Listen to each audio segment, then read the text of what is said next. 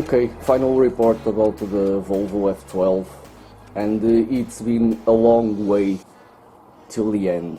The truck looks pretty decent. I mean, I think I've said before and I'll say it again. I'm not that impressed, well, not with the engineering of the kit, because it is quite good, but I'm not very impressed with the detail overall. I think some things could be a lot better, but well, this isn't the most recent kit, so I'll give you that. But let's talk about the rest of the kit.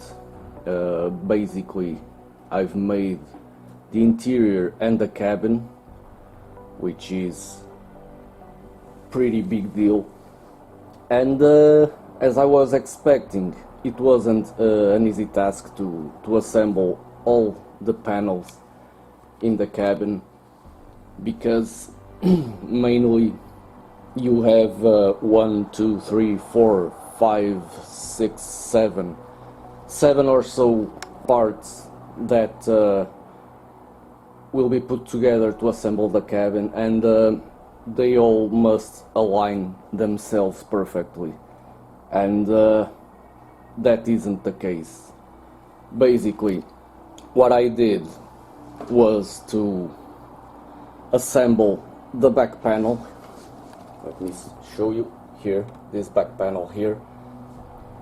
These two sides, the back side, and the roof, and I hold it together with some masking tape.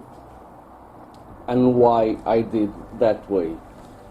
Mainly because then I could assemble the front, and the front panel already had the doors bolted in, so I could align the door with this side panel, because it is easy to miss a tiny little bit, and the gap becomes a little wider, and then the door wouldn't close. So what I did, let me see if I can open the door. Okay. What I did, let me get some light in here. It basically works, if you can see down there near the footrest, there's a pin, and the front panel inserts in that pin. Now the problem is, it is a cemented part, and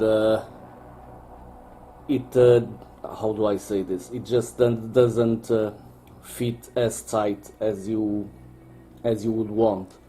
So what I did, I inserted the front panel and forced the kit against the wall with lots of sponge, of course, so that way I could manually adjust the gap, so I could fit the door, and the door would work. If I didn't force that way, the door wouldn't just close. So this is the main thing about the cabin. As you can see here now, interior was pretty boring, nothing to say here, just the usual parts, except here. Let me see, it's not easy to film. The steering column was horrible too, because the cover is a cemented part, and it is a pain to glue it in place.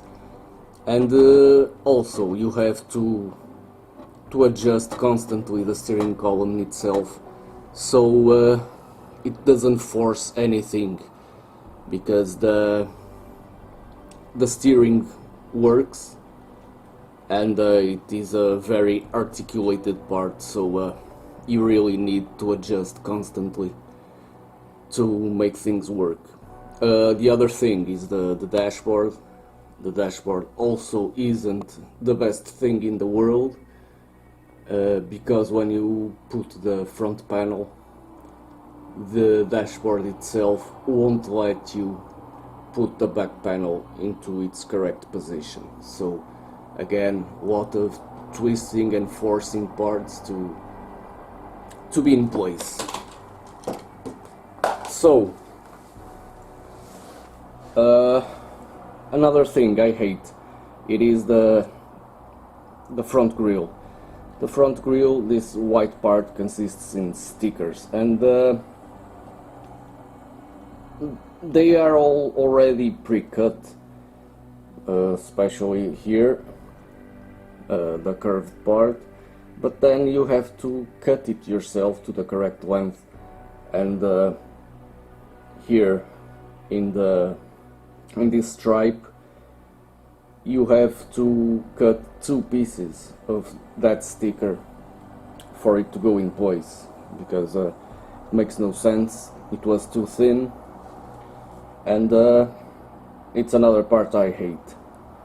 Let me see. Well, I guess this covers it up.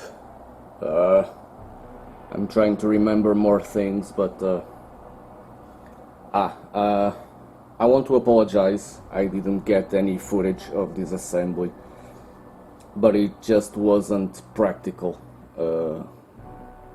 As you can see, the kit is massive and it took a lot of space, and I couldn't just build it and film at the same time, because I know it wouldn't be good, either the filming or the assembly.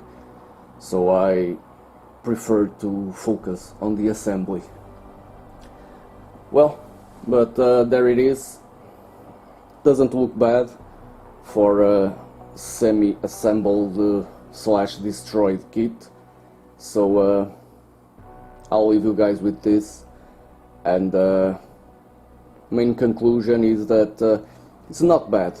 The engineering part isn't as bad I was expecting, but still a lot of work if you want to get it right with all the parts, the workable parts, to get in order. So this is it, Volvo F12 from Pocher. Another big one is coming after this, so I hope to see you guys in the next one. Until then, take care and see you later.